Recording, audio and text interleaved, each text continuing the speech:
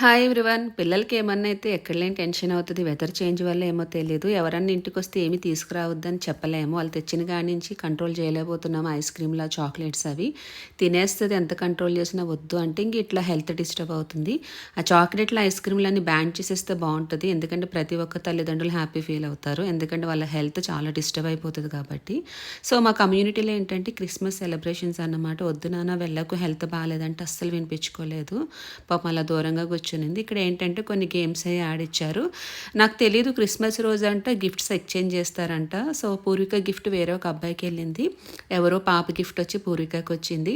ఆ గిఫ్ట్ కోసం వెయిటింగ్ అన్నమాట. చలిలో వద్దంటే అస్సలు వినిపించుకోలేదు. మొత్తానికైతే ఆ గిఫ్ట్ తీసేసుకుంది.